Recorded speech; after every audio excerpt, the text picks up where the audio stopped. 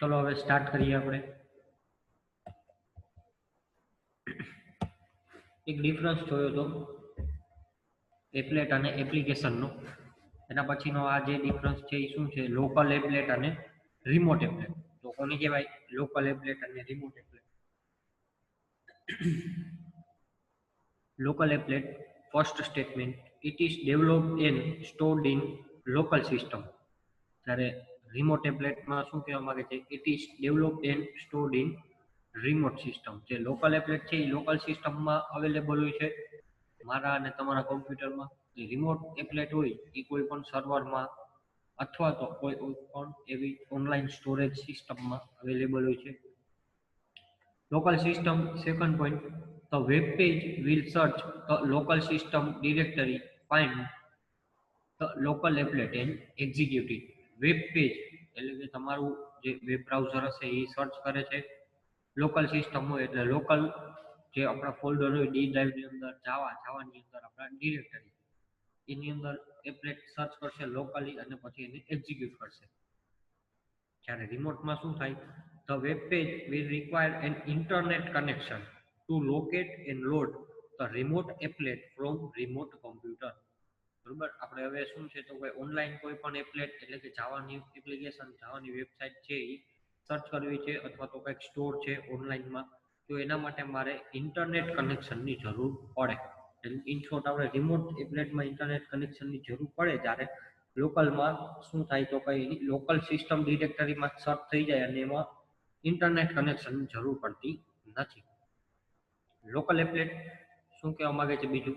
Execution of local applet does not require internet connection. જેમ આપણે હમણાં વાત કરી એમ, જે રિમોટ એપ્લેટમાં execution of remote applet must require internet connection. બરોબર, તો એમાં ઇન્ટરનેટ કનેક્શનની મારે જરૂર પડે. લોકલ એપ્લેટનું એક્ઝામ્પલ હું આપું, બરોબર, આપણે એક્ઝામ્પલ ઇન ડિટેલ જોશું જ, પહેલું એક્ઝામ્પલ. પણ ખાલી ડિફરન્સ લખવા ટાઈમે આવી રીતે હું કોડ પણ લખી શકું. તો એપ્લેટ બનાવવા માટે મારે એપ્લેટ ટેગનો યુઝ થશે, એ આપણે ઇન ડિટેલ જોશું, પણ અત્યારે ખાલી એક્ઝામ્પલમાં આપણે લખી લઈ. તો એપ્લેટ ટેગ એનો એટ્રીબ્યુટ છે code base is equal to path, code is equal two xyz.class, એટલે આવી એક ક્લાસ ફાઇલ હશે કોડ એટ્રીબ્યુટમાં. એની કંઈક વિથ અને હાઇટ આપી દઉં, with 120, height 120. Applet tag over. બરોબર, કોડ બેઝ શું દર્શાવે તો કે એનો પાથ ક્યાં છે એ, અને કોડ શું દર્શાવે તો કે એ ફાઇલનું નામ. એટલું અત્યારે ખાલી આપણે યાદ રાખીએ, ઇન ડિટેલ પણ આપણે જોશું. એક્ઝામ્પલમાં આ પાથ છે એ શું કહેવા માંગે છે તો કે path is equal to path of an applet on local system. એ લોકલ સિસ્ટમનો પાથ છે એ મારે અહીંયા આપવાનો, લોકલ કોડ બેઝ. રિમોટ એપ્લેટની આપણે વાત કરીએ તો એપ્લેટ ટેગ સ્ટાર્ટ કર્યું, code base is equal to URL, code is equal to ફાઇલનું નામ, એની અંદર કંઈક ફાઇલ હશે એનું કંઈક નામ આપણે આપીએ xyz.class, વિથ અને હાઇટ હું આપી દઉં with 120, height 120. Applet tag over. Code બેઝમાં અહીંયા શું છે? યુઆરએલ. સામે સાઈડ શું હતું? લોકલમાં પાથ હતું, તો કઈ path of an applet on local system. અહીંયા શું છે? યુઆરએલ. તો યુઆરએલમાં શું લખશું? URL well applet is located, એટલે કે એવી વેબસાઇટનું નામ, અથવા તો આપણે જેમ લખીએ છીએ www. કરીને જે કોઈ પણ આપણે લિંક આપણે અહીંયા આપવાની થાય રિમોટલી, એટલે કે ઓનલાઈન ઇન્ટરનેટ કનેક્શનની જરૂર પડે આ એપ્લેટને સર્ચ કરવા માટે, એક્ઝિક્યુટ કરવા માટે, ડીકોડ કરવા માટે. તો એ લિંક એટલે કે કોડ બેઝની અંદર મારે અહીંયા લિંક આપવી પડશે. આ જસ્ટ ખાલી ડિફરન્સ છે એટલે મેં આવી રીતે લખેલું છે. આનું ઇન ડિટેલ એક્ઝામ્પલ આપણે જોશું, બરોબર, વિથ આઉટપુટ સાથે. ડિફરન્સ પૂછાય તો તમારે ખાલી આટલું જ લખવાનું થાય. નેક્સ્ટ આપણે આવે છે એપ્લેટની life cycle. Life cycle of applet ઘણી બધી વાર પૂછાય છે એક્ઝામમાં. શું કહેવા માંગે છે લાઈફ સાયકલ, અને ખાસ તો એના જે મેથડ છે એ. તો સ્ટાર્ટ કરીએ આપણે, સૌથી ટોપમાં આવે છે INIT મેથડ, એમાંથી એરો ડાઉન કરીને સ્ટાર્ટ મેથડ, એમાંથી એરો ડાઉન કરીને paint method, then after stop method, and at the end destroy method. આ મેથડના નામ આડાવડા ન થવા જોઈએ, બરોબર, એનું પણ ખાસ ધ્યાન રાખવાનું છે. તો સ્ટાર્ટ કરીએ first statement, In applet, a life cycle, there are 5 stages which are given in above diagram, and these stages are represented by 5 methods. 5 stage હોય છે અને 5 સ્ટેજને આપણે 5 મેથડ વડે રિપ્રેઝન્ટ કરી શકીએ છીએ, જેમ ઉપર ડાયાગ્રામમાં મેં લખેલું છે એવી જ રીતે. આ અસાઇનમેન્ટના ક્વેશ્ચન ચાલે છે, બરોબર? એટલે જેવું કમ્પ્લીટ થાય એટલે આપણે 15 મિનિટ આપી દેવાની. ડેઈલીના તમારે અત્યારે 2 લેક્ચર હોય છે, બરોબર? એટલે 2 લેક્ચરમાં તમે ડેઈલીના આ 6 સેમેસ્ટરના સબ્જેક્ટને 15 મિનિટ આપો એટલે અડધી કલાક તમારી માઇનસ થાય. બીજી તમારે જે 5th સેમેસ્ટરની એક્ઝામ હજી બાકી છે એમાં તમારે વર્ક કરવું હોય તો તમે કરી શકો. હજી ડિટેલ શું છે, એનું ટાઈમ ટેબલ શું છે એ હજી આવેલું નથી, બટ તમારે તૈયારી કરવી હોય તો તમે કરી શકો. 15 મિનિટની જગ્યાએ તમે 20 મિનિટ આપો કે 25 મિનિટ આપો, અથવા તો 30 મિનિટ આપો. 30 મિનિટ કોઈ પણ એક સબ્જેક્ટને તમે એક દિવસ આપો એટલે બહુ હાઈ તમે એમાં ઇન્વેસ્ટમેન્ટ, એટલે કે હાઈ તમે એમાં ટાઈમ આપેલો કહી શકાય આપણે. એનાથી વધારે કઈ જરૂર જ નથી daily. Next statement, these methods called automatically by the browser when required for execution of the applet. Applet જ્યારે એક્ઝિક્યુટ થતું હોય ત્યારે બ્રાઉઝર ઓટોમેટિકલી આ મેથડને કોલ કરતું હોય છે. આપણે એમાં કાંઈ કરવાની રિક્વાયરમેન્ટ નથી. આપણે કરવું હોય આપણે પ્રોગ્રામ બનાવશું એમાં આપણે કરશું જ, બરોબર? પણ આપણે ન કરેલું હોય, એટલે કે યુઝરે કાંઈ ન કરેલું હોય એટલે બ્રાઉઝર પોતે ઓટોમેટિકલી કોલ કરતું હોય છે. No need to call these methods by the user. એટલે કે યુઝરે આ મેથડને કાંઈ કોલ કરવાની એક્સટર્નલી કાંઈ જવાબદારી અથવા તો એક્સટર્નલી કાંઈ એવી કાંઈ જરૂરિયાત છે નહીં. કઈ મેથડ છે તો કે following are the methods of the applet life cycle: init method, start, paint method, stop method અને ડિસ્ટ્રોય મેથડ. જે આપણે હમણાં ઉપરના નામ જે જોયા એ જ નામ છે. Next statement, all above mentioned method are defined in java.applet.applet class except paint method. બરોબર? શું કહેવા માંગે છે? java.applet.applet ક્લાસ છે એની અંદર આ બધી મેથડ આવેલી હોય છે, ખાલી પેઇન્ટ મેથડ એની અંદર આવેલી હોતી નથી. તો પેઇન્ટ મેથડ કોની અંદર આવેલી હોય છે? તો paint method is defined in java.awt.component class. બરોબર? આ ક્લાસ શું છે, આનો શું યુઝ થાય એ પણ આપણે ઇન ડિટેલ જ્યારે એક્ઝામ્પલ જોશું ત્યારે તમને ખબર પડશે કે મારે કઈ જગ્યાએ કયો ક્લાસ લખવો, બરોબર? પણ ઇન શોર્ટ જે છે એ તમારે એવું સ્ટેટમેન્ટ તમે એવું લખી શકો કે java.applet.applet ક્લાસમાં આ બધી જ મેથડ આવેલી હોય છે. હવે એમાં શું લખવાનું મેથડમાં તો એ આપણે જોઈ લઈએ. તો ફર્સ્ટ આવે છે init મેથડ. એની અંદર first statement, it is used to initialize the applet. It is invoked only once. Initialize એપ્લેટને ઇનિશિયલાઇઝ કરવા માટે init મેથડનો યુઝ થાય છે, એકવાર કોલ થાય છે, ઇન્વોક થાય છે. This method is called before all the other method. બીજી એક મેથડ કોલ થાય, ઇન્વોક થતી હોય એની પહેલા સૌથી પહેલા કઈ મેથડ કોલ થતી હોય છે? init. સેકન્ડ આવે છે start method. This method is automatically called after the browser call the init method. બ્રાઉઝરે જ્યારે init મેથડનો કોલ કર્યો હશે એટલે કે એને ઇન્વોક કરેલી હશે, એના પછી ડાયરેક્ટ કોને કોલ કરી દે છે? સ્ટાર્ટ મેથડને. It is also cold whenever the user return to the page containing the applet after having gone off to the other pages.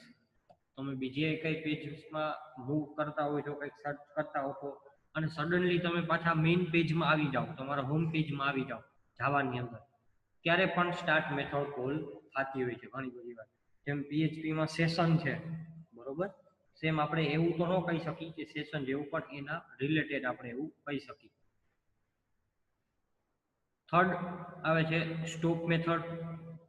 An applet comes in ideal state when its execution has been stopped either implicitly or explicitly. applet છે એ idle સ્ટેટમાં આવી જાય, એનું execution complete થઈ જતું હોય છે અથવા તો સ્ટોપ થઈ જતું હોય છે. ત્યારે implicitly or explicitly એ શું કહેવા માંગે છે તો ચાલો જોઈએ. An applet is implicitly stopped when we leave the page containing the currently running applet. એક પેજ છે એની અંદર એપ્લેટ રન થાય છે.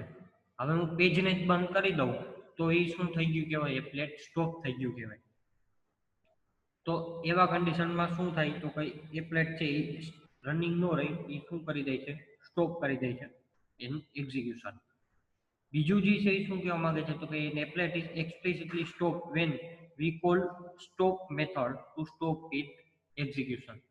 હવે મારે એવી કંઈક રિક્વાયરમેન્ટ છે કે મારે એક્ઝિક્યુશનને સ્ટોપ કરવું છે, તો હું જનરલી જ્યારે મારે એપ્લેટનું કોડિંગ હું કરતો હોઉં છું ત્યારે હું સ્ટોપ મેથડનો કોલ કરું, બરોબર, અથવા તો હું સ્ટોપ મેથડનો યુઝ કરું તો એના પછી શું થાય તો કે એનું એક્ઝિક્યુશન છે એ સ્ટોપ કરી દે છે. તો આવી રીતે મેં સ્ટોપ કર્યું હોય તો એને શું કહેવાય, explicitly stop method.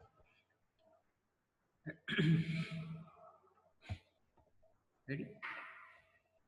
So this method called repeatedly in the same applet. એટલે જ્યારે હું સ્ટોપ લખેલું હોય, જ્યારે મારું વર્ક કમ્પ્લીટ થઈ જાય ત્યારે રિપીટેડલી છે સ્ટોપ મેથડ કોલ કરતું હોય છે અને એવરી ટાઈમ વર્ક કમ્પ્લીટ થઈ જાય પછી સ્ટોપ મેથડ છે એનું વર્ક કરતું હોય છે.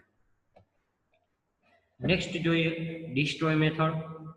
શું કહેવા માંગે છે destroy method? This method is only called when the browser shut down normally. It is called only once. બ્રાઉઝરને તમે બંધ કરી દો, બરોબર, નોર્મલી, તો શું થઈ ગયું, તમારું આખું જે કંઈ પણ રન થતો હશે તમારો જાવાનો પ્રોગ્રામ અથવા રન થતું હશે તમારું એપ્લેટ, રિમોટ એપ્લેટ હોય કે પછી લોકલ એપ્લેટ હોય, એ શું થઈ જશે, બધું જ બંધ થઈ જશે. અને જ્યારે તમારે પાછું જ્યારે સ્ટાર્ટ કરશો ત્યારે ફર્સ્ટ જે ઇનિશિયલાઇઝેશનથી સ્ટાર્ટ થઈ શકશે. It is called before just an applet object is removed from the memory. મેમરીમાંથી રિમૂવ થઈ જાય જ્યારે તમે બ્રાઉઝર બંધ કરી દો, એટલે બ્રાઉઝરમાં જેટલી કાંઈ પણ આપણે સર્ચિંગ કરતા હોય, સર્ફિંગ કરતા હોય, કાંઈક હું રન કરતો હોય, જેવું હું બ્રાઉઝર બંધ કરું એટલે બ્રાઉઝરનો ડેટા મેમરીમાંથી ડાયરેક્ટ રિમૂવ કરી દે. તો એની સાથે સાથે એપ્લેટ પણ રિમૂવ થઈ જાય, એટલે કે ડિસ્ટ્રોય થઈ જતું હોય છે. તો આ સેશન આ મેથડમાં તમારે આટલું લખવાનું. નેક્સ્ટ આવે છે પેઇન્ટ મેથડ. એની અંદર શું લખશું તો ચલો જોઈએ. It is invoke immediately after the start method. Start મેથડની પછી તમારે જો કોઈ મેથડ કોલ થતી હોય તો એ કઈ છે, paint method. And also any time that the applet needs to repaint itself in the browser. Paint મેથડની અંદર જ મારે મારું બધું એપ્લેટનું કોડિંગ કરવાનું હોય છે. એટલે એપ્લેટની મેઇન મેથડ કોઈ કઈ કહેવાય તો કઈ પેઇન્ટ મેથડ. સ્ટાર્ટ મેથડ પછી કોલ થાય, એકવાર મેં પેઇન્ટ મેથડ કોલ કરી દીધી પછી પાછું આપણે રિફ્રેશ કરીએ એટલે એને શું કહેવાય, રીપેઇન્ટ મેથડ. તો ત્યારે પણ ડાયરેક્ટ પછી પેઇન્ટ મેથડ જ કોલ થાય, એ પછી ઇનિશિયલાઇઝેશન અને સ્ટાર્ટિંગ કરતું નથી. Second, the paint method is actually inherited from the java.awt. java.awt class છે એના ઉપરથી જે છે એ એકચ્યુઅલી ઇનહેરિટ કરેલી હોય છે પેઇન્ટ મેથડ. એ શું પ્રોવાઈડ કરે તો it provides the graphical class object that can be used for drawing oval, rectangle, etc. હવે મારે એપ્લેટની અંદર હું ઘણું બધું ડ્રોઈંગ પણ કરી શકું, બીજું મારું ડિસ્ક્રિપ્શન, બીજું મારે જે કાંઈ પણ કોડિંગ હોય એ પણ કરી શકું. સાથે સાથે શું કરી શકું, મારે કંઈક શેપ બનાવવા હોય તો એવું પણ હું કરી શકું.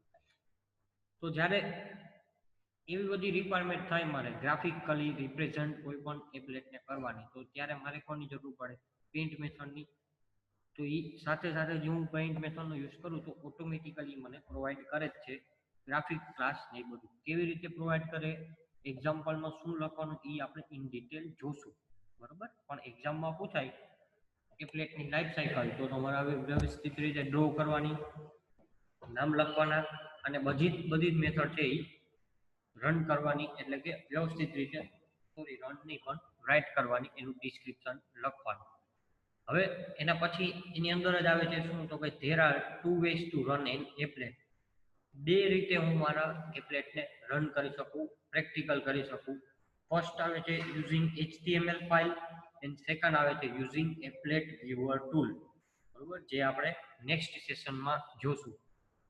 પણ એની પહેલા આજનું શું આપણે કમ્પ્લીટ કર્યું તો કઈ લોકલ એપ્લેટ અને રિમોટ એપ્લેટ અને એપ્લેટની લાઈફ સાયકલ, જે બંને ક્વેશ્ચન હવે કાલે પાછો આપણો લેક્ચર નહીં હોય, સેશન નહીં હોય, પાછું આપણું ક્યારે હશે તો કઈ વેનસડેના, બરોબર. તો આ જે 2 દિવસનો ગેપ છે એમાં તમારે આટલું તો કમ્પ્લીટ કરતું જ રહેવાનું. ડેઈલીના 2 લેક્ચર તો કમ્પ્લીટ થાય છે, એટલા તો તમને એટ ધ એન્ડ એટલે કે સેટરડે સુધીમાં આવડવું જ જોઈએ. રેડી? તો આજના સેશનમાં જો કોઈને કઈ ડાઉટ હોય તો પૂછી શકે છે સ્ટુડન્ટ. જો ડાઉટ ન હોય તો ક્લિયર અથવા તો નો ટાઈપ કરે.